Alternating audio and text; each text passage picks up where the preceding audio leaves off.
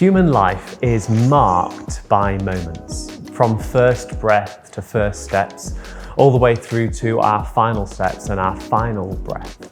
Our lives are punctuated by moments of meaning that shape who we are. The same is true of our faith. Every faith is marked by moments, and some of those moments have a special significance because they only happen once. And we're going to look at one of those moments today, the service of confirmation, part of the way that we're welcomed into the family of faith. Confirmation is a moment that serves as a marker in our faith, in a moment in which we recognize God's call, we receive afresh the Holy Spirit, and we rejoice in the family that He has called us into. Recognize, receive, rejoice. Recognize.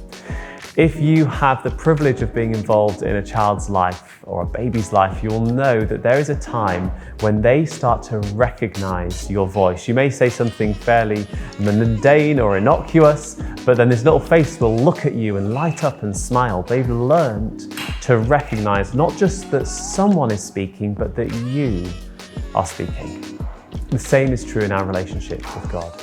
There comes a time in our life when we start to recognize the work of God in our life, and we're called to respond to it. Confirmation is a time where we recognize and we say, God has been working in my life, calling me to Himself, and I'm here to respond.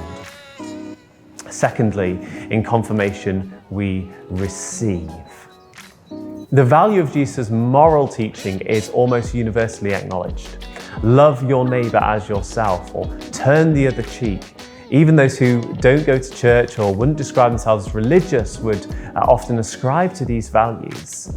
Yet it is one phrase of Jesus that equips and empowers us to do all the others. He says this to His disciples: receive the Holy Spirit. At the heart of the service of confirmation is a prayer by the bishop, which goes like this: confirm, O Lord, your servant with your Holy Spirit. Notice that the bishop is not here praying, Lord, please may this person try to be a better Christian. May this person make themselves a good Christian by their own strength. Rather, the bishop is praying for the Spirit to empower us to live the life to which we've been called.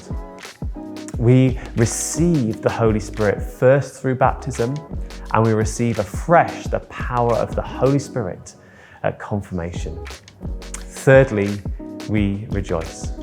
In confirmation, we rejoice that we have not just been saved into a relationship with Jesus, but also into a relationship with other people, His church. The church is essential to confirmation because the church is essential to the Christian life. We're prayed for by a bishop because it's the bishops who lead the church. They lead the family of God in our region.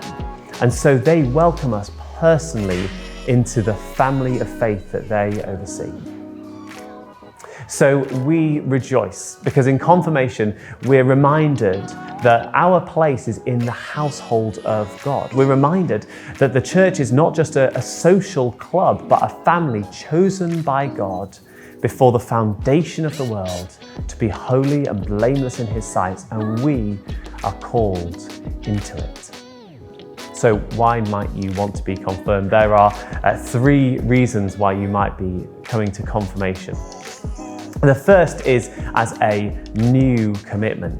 You might have been already baptized as a baby, but then didn't grow up as a Christian, as a follower of Jesus. And now you've found faith for yourself.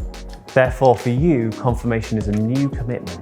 It's the fulfillment of an amazing promise that was spoken over you in your baptism, where whoever was baptizing you would anoint you with the sign of the cross and say, Christ claims you as His own. Today, on the day of your confirmation, is the day that that promise is fulfilled, that claim is realized. Confirmation is a moment where we affirm that we have a personal faith for ourselves. And you might want to invite your family and friends over for a party after to celebrate. Secondly, you might be confirmed as a marker of maturity. Perhaps you've been baptized as a baby, but you also grew up in church. You had the privilege of being raised in the faith. Confirmation can be a marker of maturity by which you say, this faith is not just shared with my parents, but it's my own faith in my own right. I receive this faith for myself. It's a coming of age moment in faith where you own it for yourself. It's a marker of maturity. Finally, for you, confirmation might be a confession of obedience. Perhaps you've been following Jesus for a long time. You've had a moment where you've committed to him, and you've had many moments of maturity in your faith as you've grown in relationship to Jesus. But in this new season, you recognize God is calling you to an Anglican church under the authority of the bishop in that region. And so you are committing to be part of what God is doing there. You're committing to be faithful to God in this new season, in this church tradition, in this family. So whatever your reason, may it be a new commitment, a marker of maturity, a confession of obedience, confirmation is a significant moment in our faith.